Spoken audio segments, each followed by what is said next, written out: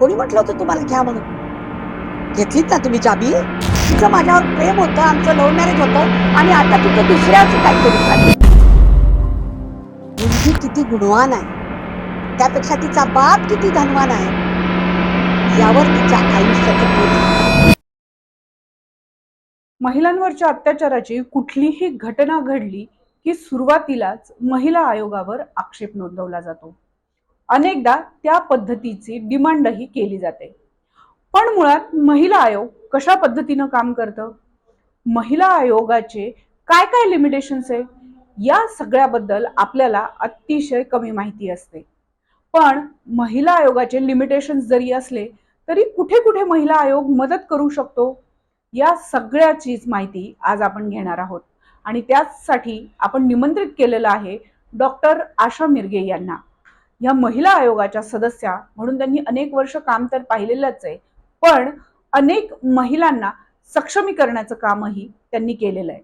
त्यामुळे महिलांशी अतिशय जवळचा संवाद त्यांचा आहे. चला तर मग जाणून घेऊया महिला आयोग म्हणजे नक्की काय आणि त्याबद्दल आपल्याला काही गैरसमज तर नाहीत ना. राज्य महिला आयोगाची 298 केंद्र आहेत. या केंद्रांमधून महाराष्ट्रभरातल्या पीडितांना न्याय देण्याचं काम, प्लस या अशासकीय सदस्यांना रिजनल जर वाटून दिले आणि जे कर्मचारी आहेत त्या समुपदेशकांना 2-2 जिल्हे वाटून दिले तर ते खूप चांगल्या पद्धतीनं काम करतात, असा आमचा अनुभव आहे.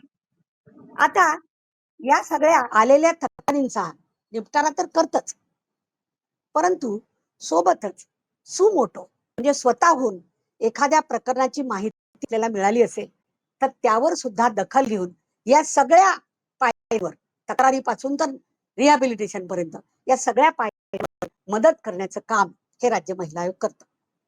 याशिवाय राज्य महिला आयोगाच्या ड्युट्या काय, तर ज्या ज्या ठिकाणी म्हणून महिलांवर अत्याचार अन्याय होतात ते प्रिव्हेंट म्हणजे काय बरं, की कामाच्या ठिकाणी जो अत्याचार होतो त्यासाठी आपल्या केंद्र सरकारने विशाखा समिती किंवा आता त्याला इंटरनल कंप्लेंट कमिटी ICC याची स्थापना केलेली आहे. पण आम्ही ज्या वेळेला सर्वे केला होता तेव्हा 14% फक्त ICC होत्या. मग या इंटरनल कंप्लेंट कमिटीचं आयोगाचं प्रत्येक जिल्ह्यात ऑफिस आहे का? नाही. मग आमचे नोडल एजन्सी कोणती आहे? एक पोलीस, एक जिल्हा महिला बालविकास. कलेक्टरच्या अंतर्गत प्रत्येक जिल्ह्याला जिल्हा महिला बालविकास अधिकारी नावाचा क्लास 1 अधिकारी असतो. आम्ही या विशाखा समितीची जबाबदारी त्यांच्यावर दिली की तुमच्या कलेक्टरच्या अंतर्गत ऑफिसेस किती, सरकारी, निमसरकारी, प्रायव्हेट, आणि ज्या कुठल्याही ऑफिसमध्ये 10 कर्मचाऱ्यांच्या वर कर्मचारी असतात तिथे ICC किंवा इंटरनल कंप्लेंट कमिटी स्थापन झालेली आहे का? तुमच्या माहिती करता सांगते की आम्ही सर्वे केला तेव्हा 13% होत्या आणि आमचं टेन्युअर संपलं तेव्हा 68% ठिकाणी समित्या गठीत झालेल्या होत्या. आणि याची कुठलीही तक्रार आमच्याकडे नव्हती, कारण कोणाला ती नकोच असते, कोणाला चेक पाहिजे असतो आपल्यावर. तसंच माननीय साहेबांनी जे महिला धोरण आखलं पहिलं, त्या महिला धोरण 92 मध्ये आखलंय ते. त्या महिला धोरण महिलांना संरक्षणासाठी जुडो, कराटे किंवा तत्सम शिक्षण दिलं गेलं पाहिजे. मग आता ते कसं द्यायचं, तर त्यातच त्याचं उत्तर लिहिलं होतं की ज्या ज्या शाळांमध्ये महिला विद्यार्थिनी शिकतात, मग महिला मुला मुलींच्या शाळा असो, त्या शाळांमध्ये दर 3 महिन्यात एक शिबिर भरण्यात आलं पाहिजे आणि या विद्यार्थिनींना स्वसंरक्षणाचे धडे देण्यात आले पाहिजे. मग आता हे स्वसंरक्षणाचे धडे जे हे कोणाकडून द्यायचे, तर हे दिल्या गेले की नाही हे सुद्धा राज्य महिला आयोगाने पाहणं अपेक्षित आहे.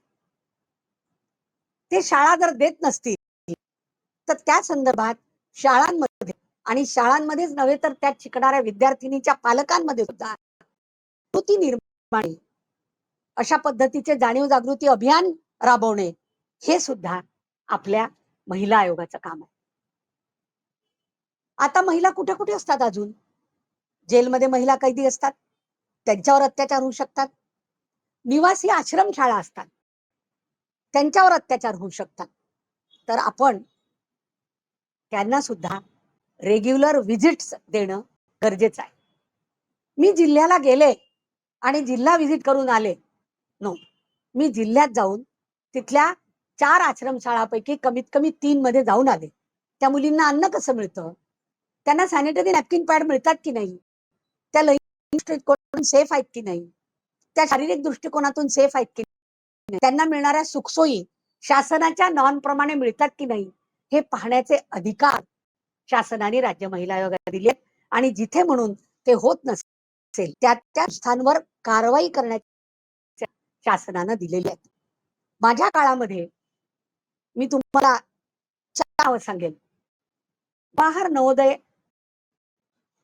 शाळा अकोला, आता तिथं टोटल शासकीय असते, त्याचे अध्यक्ष असतात, ती सगळी यंत्रणा आहे. पण तिथून मला अननोन फोन आला की इथल्या महिलांना ते टीचर त्यांचा विनयभंग करतात. सुटो. मी तिथे ज्याला लोक धाड टाकली म्हणतात, मी म्हणते व्हिजिट केली, भेट दिली. आणि 350 विद्यार्थिनी तिथे होत्या. त्यांना टीचर्स पासून शटर डाऊन करून जवळपास शनिवारी सकाळी मी गेले. एक त्यासोबत पोलीस अधिकारी होते डीवायएसपी लेवलचे, त्यांनी पण मला खूप चांगलं सहकार्य केलं. एक जिल्हा महिला बालविकास अधिकारी होते विशाल जाधव नावाचे, त्यांनी मला खूप चांगलं सहकार्य केलं. ते त्यांची आम्ही तिथे गेलो, शटर डाऊन करून सगळे शिक्षक आणि त्यांचे लोक बाहेर ठेवले आणि अख्ख्या 350 विद्यार्थ्यांची 1 to 1 मी स्वतः चर्चा केली. आणि 57 विद्यार्थिनींनी त्यांच्या अक्षरामध्ये लिहून दिलेली तक्रार माझ्याकडे आहे, ज्यावर ऍक्शन झाली आणि ते 4 टीचर कन्व्हिक्ट झाले, केस स्टँड झाली. त्यानंतर जवाहर वर्धा, जवाहर आणि तपोवन अमरावती, पाळा खामगाव, YPS या निवासी शाळांमधून सुद्धा मला तक्रारी आल्या आणि त्या ठिकाणी मी ऍक्शन घेतली. तपोवनचं तर 1961 पासून सुरू असलेली ही शासकीय आश्रमशाळा आम्ही बंद केली अमरावतीची. कारण 5वी पासून 10वी पर्यंतच्या 8 मुली शोषण, त्यातल्या एकीची आत्महत्या हे रिव्हील झालं. या दोन्ही पोलीस अधिकारी, मी त्यांची खरंच ऋणी आहे. या महिलांना मी न्याय देऊ शकले कारण पोलीस अधिकारी माझ्यासोबत होता. सोमनाथ घारगे म्हणून तत्कालीन CP अमरावती, आमचे तत्कालीन ते प्रोबेशनरी होते, IPS अधिकारी आहेत ते या दोघांनी पण मला खूप चांगली मदत केली. कैलास घोडके नावाचे जिल्हा महिला बालविकास अधिकारी अमरावती, या सगळ्यांची नावं मी आवर्जून त्याच्यासाठी घेते.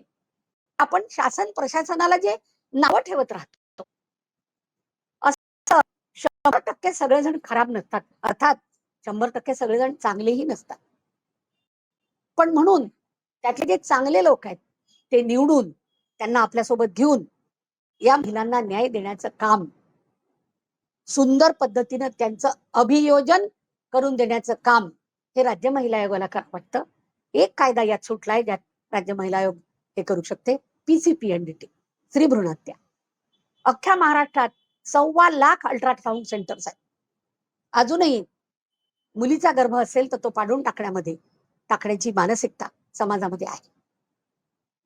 समाजामध्ये हुंडा आणि मुलगाच पाहिजे, हुंडाच पाहिजे आणि मुलगाच पाहिजे, या दोन्ही प्रवृत्ती त्या नुसतंच हजर नाहीत. मी सांगेल काळानुरूप त्या वाढत आहेत आणि बदलत आहेत.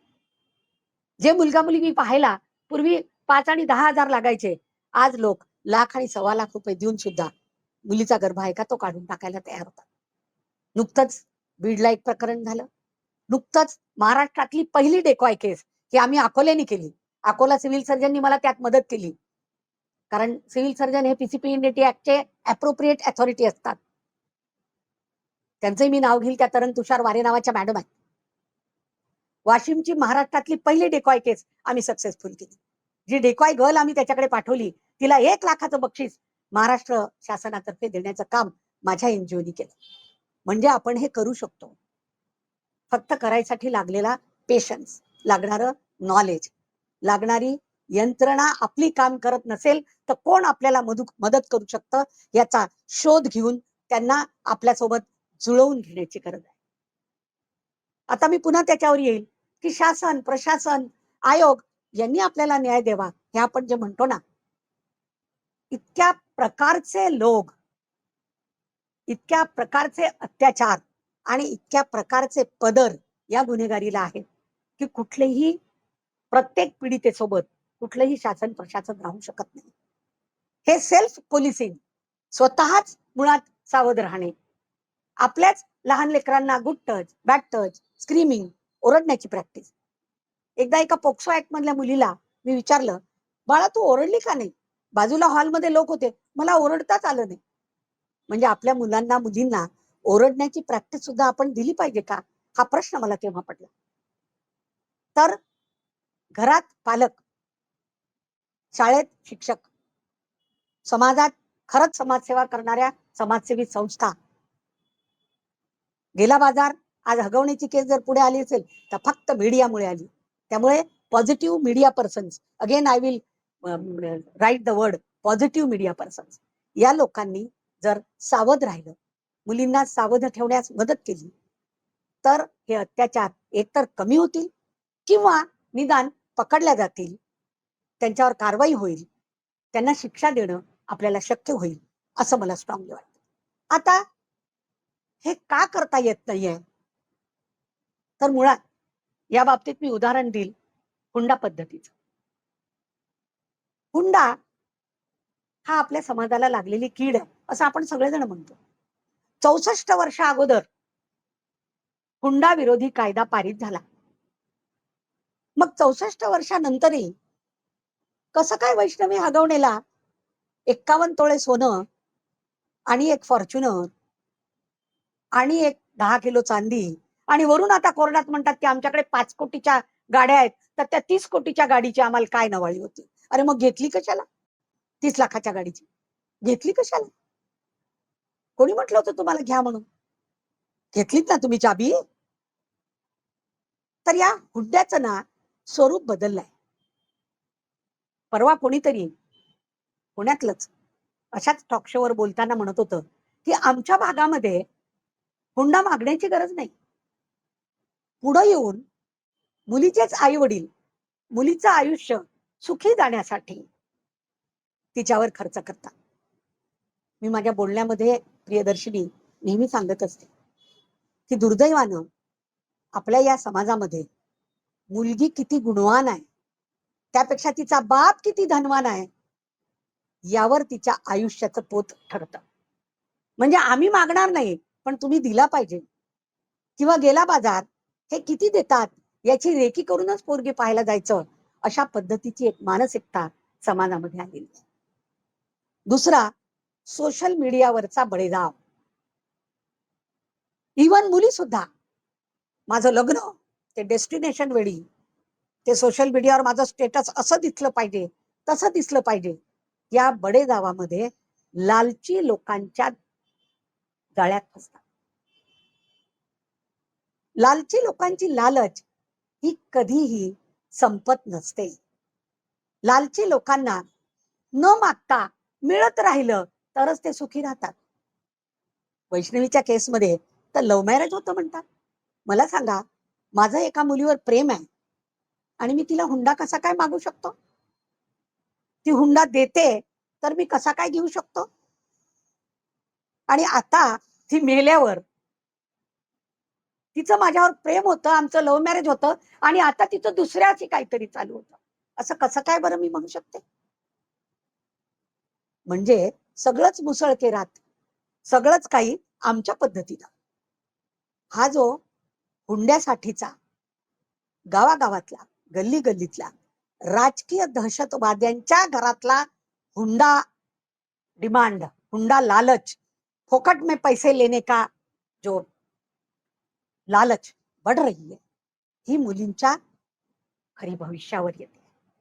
कुठलाही नेता, मी कुठल्याही नेत्याला बदनाम करणार नाही, कुठलाही नेता आपल्या कार्यकर्त्यांना असं वागा असं सांगत नसतो, पण आजूबाजूच्या गरीब नातेवाईकांमध्ये, ज्या ठिकाणी आपण लोकप्रतिनिधी, नगरसेवक म्हणून, पडलेला आमदार म्हणून उभा राहून 61,000 मतं घेतलेला असेल म्हणून धाक जमवायला पाहतो, त्यांच्यामध्ये आपल्या श्रीमंतीचा बडेजाव, तेही आईजीच्या जीवावर बाईजी उधार, ही प्रवृत्ती वाढत चाललेली आहे. असे कसे देत नाही, तुम्ही मला 2 कोटी दिलेच पाहिजे.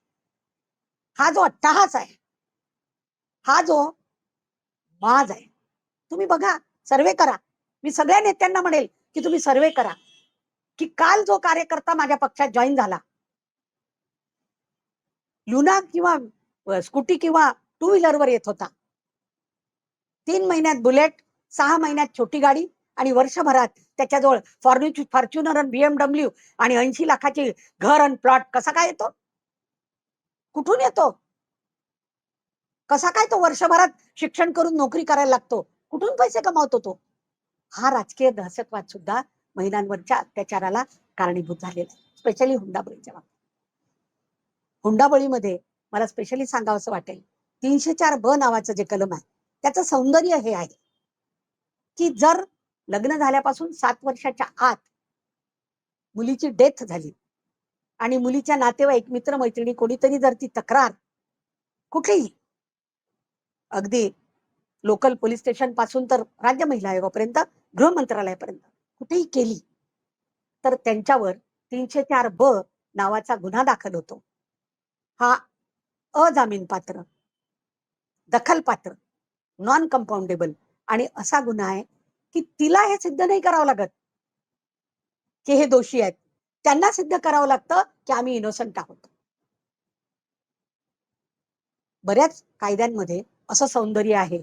तर राज्य महिला आयोगाचं हेही एक काम आहे की अशा पद्धतीच्या कायद्यांचं ज्ञान पोलीस कर्मचारी, NGOज, महिला बालकल्याणमध्ये काम करणारी लोक, यांना वारंवार हे ट्रेनिंग देण्याचं काम सुद्धा राज्य महिला आयोगाने करावं, हे अपेक्षित आहे.